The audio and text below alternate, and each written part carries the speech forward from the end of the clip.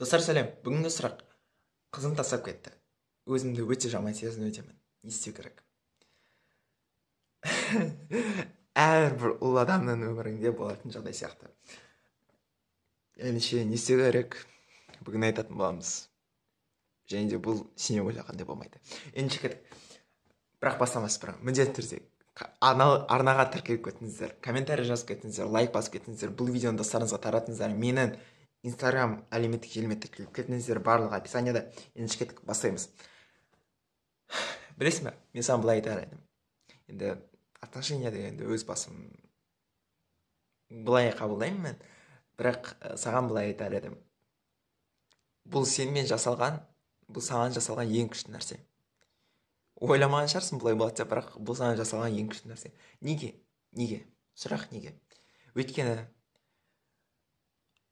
адам артынан бір мотивация алып келіп тұрса, яғни былай, мысалы, сен таңертең сағат 5-те тұруың керексің.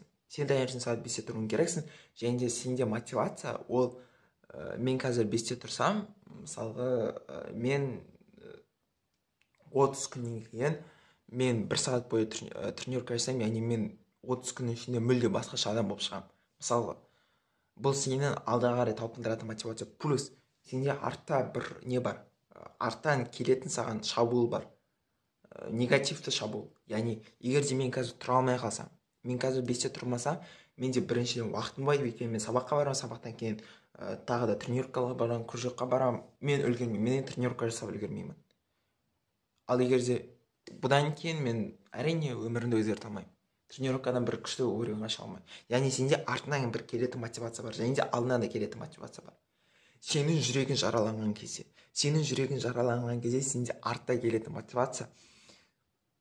Неге оны тастап кетті, мен жүрегім жаралы. Мен ойлағандай болғым келмейді. Мен оған дәлелдеймін.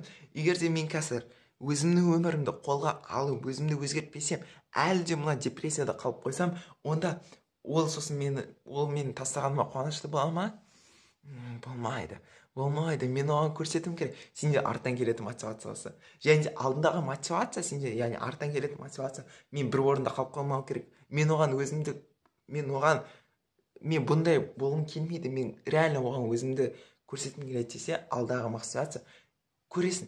Мен 3 айдан кейін оның жалында мүлде басқа адам болып тұрамын. Физически басқа адам, ментально басқа адам, мен өзімді ақшамды таба басам, мен былай істей басам, мен мүлде басқа адам боламын. Яғни сенде алдан да мотивация, арттан да мотивация бар. Және де бұл жердегі жаралы жүрек өте қатты мотивация. Бұл жай ғана бұл алдан келетін мотивация емес. Бұл овер мотивация. Овер вдохновение саған. Өйткені сен жүрегің жаралы. Соғыста адамдар өзінің еліне шабуыл жасаған кезде сенің жүрегің жараланады ғой. Енді сен өзіңнің еліне деген бәрібір де әр адамның махаббаты бар. Сенің еліне, енді біздің елді Құдай сақтасын. Бірақ сенің еліне соғыс жасаған кезде сенің жүрегің жараланады. Сол кезде сенде үлкен мотивация болады. Жүрегің жараланған кезде мен қазір қазір қарсыластарға көрсетемін, біздің еліміз қандай екен, мен қандай екен, мен батырмын. Сен жүрегің жараланған кезде дәл терісінде овер мотивация болады. Және де менің айтарым, сенің жүрегің жаралы кезде бұл сенімен болатқан ең күшті нәрсе. Бұны депрессияға апарудың жолы деп емес. Бұны керісінше жаңа деңгейге шығудың жолы деп қарастырсаң, сенің өмірің мүлде басқаша болады. Ендеше достар, осы менің жауабым өте қызық жауап негізінде. Міндетті түрде тинейджерға қосылыңыздар. Бұл менің авторлық курсым. Бұл 3 блоктан тұрады. 3 блоктың ішінде сен ақша табуды үйренесің, яғни жаңадан ақша табудың жолдарын үйренесің, өзіңнің өмірлік миссияны табасың, армандарыңды, болашағыңды жазасың, және де өзіңнің өміріңді хаостан системаға айналдырасың. Ендеше келесі видеоларда кездескенше.